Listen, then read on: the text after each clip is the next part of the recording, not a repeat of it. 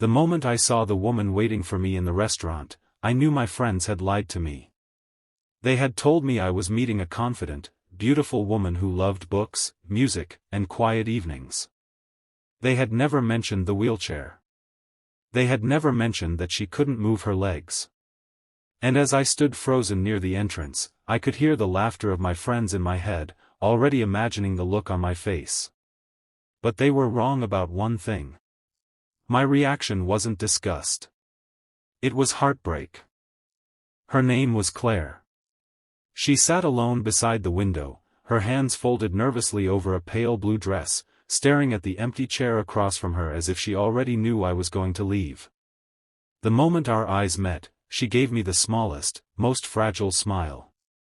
It wasn't the smile of someone expecting romance. It was the smile of someone who had learned not to expect much from people.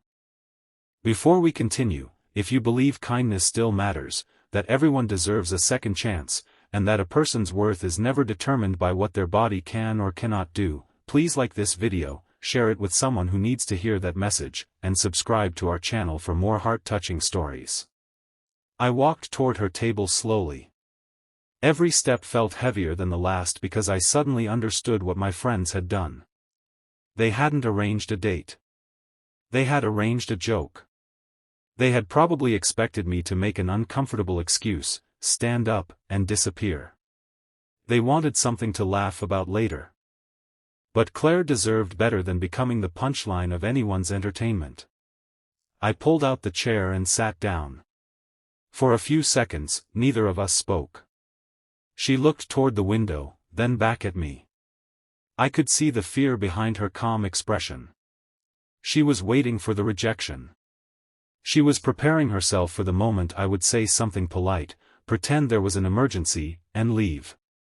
Instead, I smiled and asked her what she liked to eat. Her eyes widened slightly. It was such a simple question, but something changed in her face. The tension in her shoulders loosened. She told me she loved Italian food, especially pasta, but she had stopped coming to restaurants alone because people sometimes stared at her. I looked around the restaurant. She was right. A few people had already glanced in our direction. One man whispered something to his companion, and they both looked away when Claire noticed. I felt anger rising inside me. Not because Claire was in a wheelchair. Because the world had convinced her she needed to apologize for being seen. The evening slowly became something neither of us had expected. We talked about childhood memories, terrible movies, favorite songs, embarrassing school stories, and the strange little habits people develop when they live alone. Claire was funny. Not politely funny. Genuinely funny. She had a sharp sense of humor and a way of noticing tiny details that made me laugh harder than I had in months. Eventually, I forgot about the wheelchair. Not because I was ignoring it. Because it simply wasn't the most important thing about her. Near the end of dinner, she finally asked why I hadn't left. I knew exactly what she meant. I told her the truth. I said that I had been tricked into coming there, that my friends had intentionally hidden her disability because they thought my reaction would entertain them. I admitted that when I first saw her, I was shocked, but not for the reason they expected. I was shocked that anyone could look at a person like Claire and think her life was somehow less valuable. She lowered her eyes. Then she told me about the accident. 3 years earlier, Claire had been driving home from work when another driver ran a red light. Her car was destroyed. She survived, but her spinal cord was permanently damaged. The months afterward had been filled with surgeries, rehabilitation, and endless moments when people spoke about her as if she were no longer in the room. Her fiancé had left 6 months after the accident. He had told her he loved her, but he couldn't imagine spending his life taking care of someone. That sentence had stayed with her. She said she eventually stopped dating because she became tired of wondering whether men were looking at her or at the wheelchair. I didn't know what to say. So I didn't try to give her some perfect inspirational speech. I simply told her that I was sorry someone had made her believe she needed to be less of herself to be loved. When we left the restaurant, I noticed my friends standing across the street. They had been watching. They were waiting for me to come over and complain. Instead, I walked Claire to her car. One of my friends called my name, laughing and asking if the surprise had been worth it. I turned around. For the first time that night, I wasn't calm. I told them they had no idea what they had done. They had taken something deeply personal and turned it into entertainment. They had assumed that disability automatically meant tragedy and that everyone would react the same way they did. I told them I wasn't embarrassed to have gone on that date.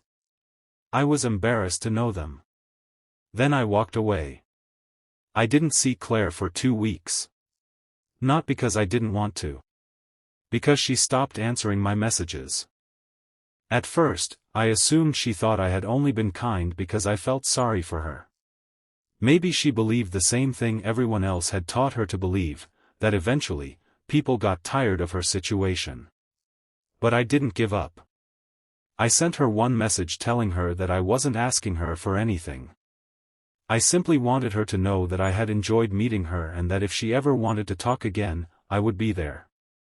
3 days later, she replied. She asked if I wanted coffee.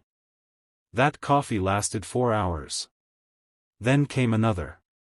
Then another. Our friendship grew before either of us called it anything else. I learned how she navigated the city, how difficult some buildings were, how exhausting it could be to constantly search for accessible entrances. I learned that she hated being called inspirational just for buying groceries. She wanted to be treated like a normal woman who sometimes needed help, not like a hero simply because she lived differently. She also learned about me. I had spent years believing that love was supposed to be effortless. My previous relationship had ended because I had become afraid of commitment after watching my parents' marriage fall apart. Claire didn't judge me for that. She simply listened. For the first time in years, I felt safe being imperfect around someone. Months passed. One rainy afternoon, Claire called me because her wheelchair had broken down outside a pharmacy.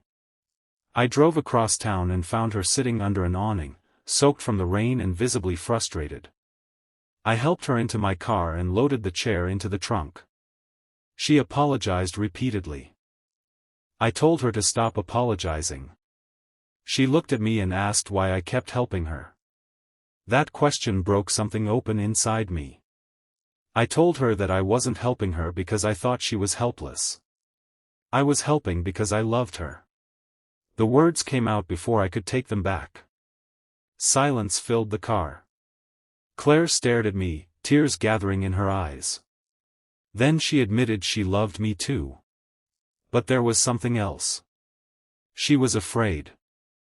She told me that loving her would mean dealing with things most couples never had to think about. Accessibility. Medical appointments. Unexpected setbacks. People staring. A future that might require patience. She didn't want me to wake up one day and realize I had sacrificed my life for someone who needed more from me. I took her hand. I told her I wasn't choosing a burden. I was choosing a person. And if life became difficult, we'd face difficult things together. A year after that strange blind date, I took Claire back to the same restaurant. She recognized the place immediately. This time, there was no trick. No hidden joke. No friends waiting to laugh. Just the two of us. I had arranged a table beside the window, the same place where we'd first met. After dinner, I gave her a small box. Inside was a simple silver bracelet engraved with 4 words, "Still choosing you, every day." Claire cried. So did I. But the biggest surprise came afterward. The friends who had arranged that cruel blind date had eventually learned what happened between us. One of them called me and apologized. He admitted that he had never understood how cruel his joke had been until he saw how much happiness Claire and I had found together. I didn't forgive him immediately. But eventually, I did. Not because what he did was acceptable. Because I had learned from Claire that forgiveness wasn't always about pretending something never happened. Sometimes it was about refusing to let someone else's mistake control the rest of your life. 2 years later, Claire and I stood in front of our families and promised to spend our lives together. When she rolled down the aisle, I wasn't thinking about the wheelchair. I was thinking about the woman who had walked into my life on the night everyone expected me to walk away. The woman who taught me that courage doesn't always look like standing up. Sometimes courage looks like waking up every morning and refusing to let the world make you feel smaller. Sometimes love isn't about finding someone who has no difficulties. It's about finding someone whose difficulties you're willing to face beside them. And sometimes the people who think they're setting you up for humiliation accidentally give you the greatest gift of your life. If this story touched your heart, please take a moment to like the video, share it with someone who believes in compassion, and subscribe to the channel. Your support helps these stories reach people who may need a little hope today. And before you go, I want you to leave one special comment: a person is more than their circumstances. Because Claire taught me something I'll never forget. Never judge the life sitting in front of you by what you think is missing from it. You may be looking at a wheelchair. But someone else may be looking at the strongest heart they've ever known. And sometimes, the person everyone else expects you to reject is the very person who teaches you how to love.